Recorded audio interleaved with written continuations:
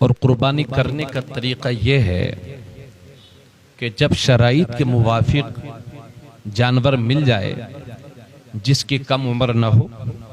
اور وہ فربا ہو، اور قربانی وہی افضل ہے جو جانور قیمتی ہو، فربا ہو، تندرست ہو، اور جب اس کو ذبح کرنا چاہیں تو ذبح کرنے سے پہلے اس کو چارہ دے دیں، پانی پلا دیں، بھوکا پیاسا جانور کو ذبح نہ کریں، اور چھڑی کو پہلے ہی سے تیز کر کے رکھیں۔ ایسا نہ ہو کہ جانور کو گرانے کے بعد پھر اس کے سامنے چھڑی تیز کی جائے، کیونکہ یہ اس کو تکلیف دینا ہوگا۔ اور ایک جانور کو دوسرے کے سامنے ذبح نہ کریں بلکہ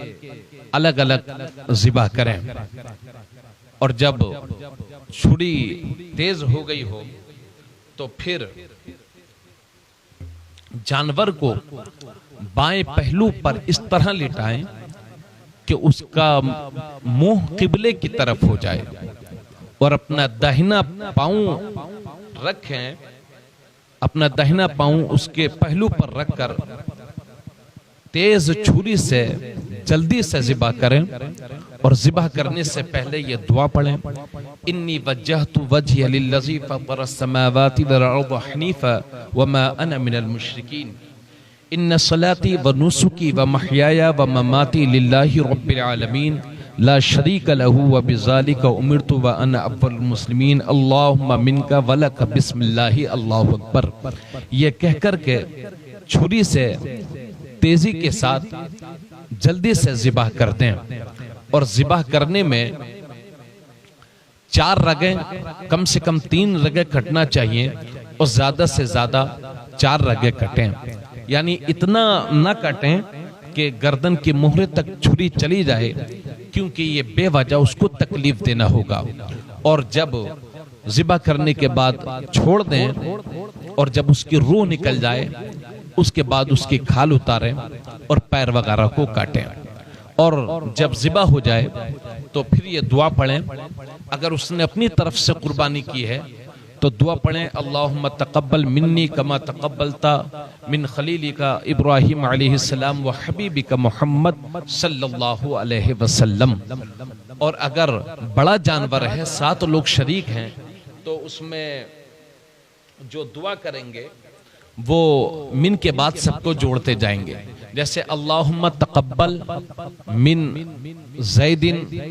و خالد و بکر و فلاں و فلاں، اس طرح سے۔ اور اپنی جانب سے تو اللہم تقبل منی کما تقبلت من خلیلک ابراہیم علیہ السلام و حبیبک محمد صلی اللہ علیہ وسلم۔ اور یہ بھی یاد رہے کہ اپنے ہاتھ سے اپنی قربانی کرنا افضل ہے، اور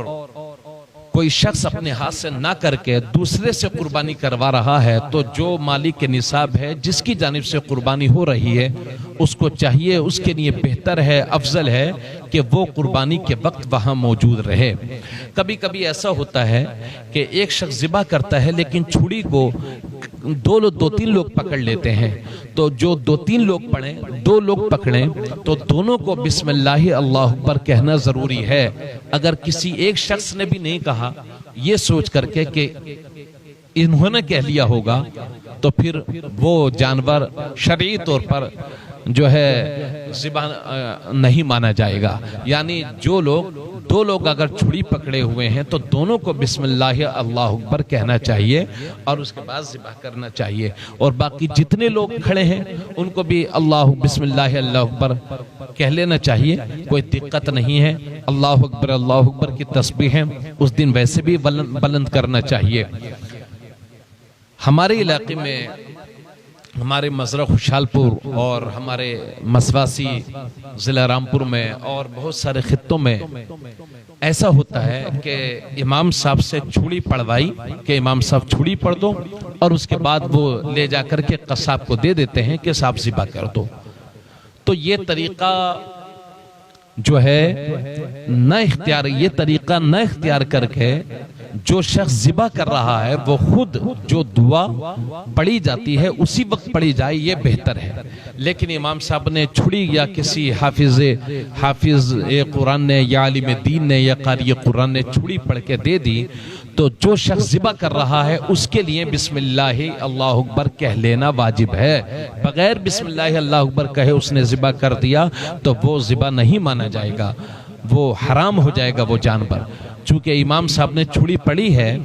بہتر تو یہ ہے کہ جو شخص ذبح کر رہا ہے وہ دعا اسی وقت پڑھنی چاہیے اور بسم اللہ اللہ اکبر کہہ کے ذبح کرنا چاہیے۔ لیکن امام صاحب نے کسی عالم دین نے چھڑی پڑھ دی تو اس کے بعد بھی ذبح کرنے والے کو بسم اللہ اللہ اکبر کہنا چاہیے۔ حالانکہ یہ فاصلہ بہتر نہیں ہے، بہتر طریقہ یہی ہے کہ جو ذبح کرے وہی اس دعا کو پڑھے تو یہ اچھا ہے۔ اور ذبح کرنے کے بعد اب گوشت کی تقسیم کا معاملہ ہوتا ہے، تو اگر وہ بڑا جانور ہے تو اس میں 7 حصے ہیں، 7 لوگوں کو برابر برابر گوشت تقسیم کر دیا جائے۔ مثال کے طور پر اس میں جتنا بھی گوشت نکلا ہے، مثال کے طور پر اس میں 70 کلو گوشت نکلا ہے تو سب لوگ 10-10 کلو لے لیں۔ اٹکل اور اندازے سے گوشت تقسیم نہ کریں۔ اندازے سے گوشت تقسیم کرنے کے بعد آپس میں کہنے لگے کہ بھئی جس کے پاس زیادہ پہنچ گیا ہو وہ اپنے بھائی کو معاف کر دے۔ یاد رکھیے یہ گوشت کی تقسیم کا جو معاملہ ہے یہ شریعت کا حق ہے، ہم اور آپ کا حق نہیں ہے، اس لیے ہمارے معاف کر دینے سے اس کو معافی ملنے والی نہیں ہے۔ لہٰذا گوشت کو تول کر کے تقسیم کیا جائے اور کسی کو زائد اور کسی کو کم نہ دیا جائے۔ اس کے بعد ہمارے حصے کا جو گوشت ہے اس کو 3 جگہ تقسیم کیا جائے۔ ایک تو اپنے گھر والوں کے لیے رکھا جائے، ایک اپنے دوست احباب رشتہ دار کے لیے، اور اس میں غریبوں کا بھی حصہ ہے، ایک حصہ غریبوں کے لیے بھی رکھا جائے۔ 3 حصے اس گوشت کے کیے جائیں۔ لیکن اگر اپنی فیملی بڑی ہے، اپنا خاندان بڑا ہے تو صرف اپنے صرف میں بھی لا سکتا ہے، اپنے خرچ میں بھی، اپنے گھر والوں کے لیے بھی اس کو استعمال کر سکتے ہیں۔ لیکن بہتر یہ ہے کہ اس کے 3 حصے کرنے کے بعد لوگوں کو تقسیم کر دے، اپنے گھر والوں کے لیے، دوست احباب کے لیے، غریبوں کے لیے، یا تو انہیں کچا ہی جا کر کے ان لوگوں کو دے دے، یا ایک صورت یہ بھی ہے کہ اپنے ہی گھر بنانے کے بعد ان کو دعوت کے طور پر کھلا دیا جائے۔ خود گوشت کھا لینا اور کسی کو نہ دینا یہ قربانی کی روح کے منافی ہے۔ یاد رکھیے اسلام نے یہ ضابطہ بڑا پیارا پیش کیا ہے، یہی وجہ ہے کہ قربانی کے ایام میں روزہ رکھنا بھی حرام ہے۔ کوئی شخص قربانی کے ایام میں روزہ رکھنا چاہے تقوی پرہیزگاری کی بنیاد پر تو یہ درست نہیں ہے۔ قربانی کے ایام میں روزہ رکھنا حرام ہے، اسی وجہ سے تاکہ جو مسلمان ہیں وہ ایک دوسرے کے گھر جائیں، رشتہ داروں کو گوشت کھانے کو مل جائے، آپس میں بیٹھیں، ایک دوسرے کو تحفہ تحائف دیں، جس سے محبتیں قائم ہوں اور رشتہ داریوں میں مضبوطی قائم ہو، دوست و احباب سے رشتے اور مضبوط ہوں، اور غریبوں کو بھی وہ گوشت کھانے کے لیے مل جائے۔ اس لیے اس گوشت کے 3 حصے کیے جائیں، لیکن خود اپنے لیے بھی اس گوشت کو استعمال کر سکتے ہیں۔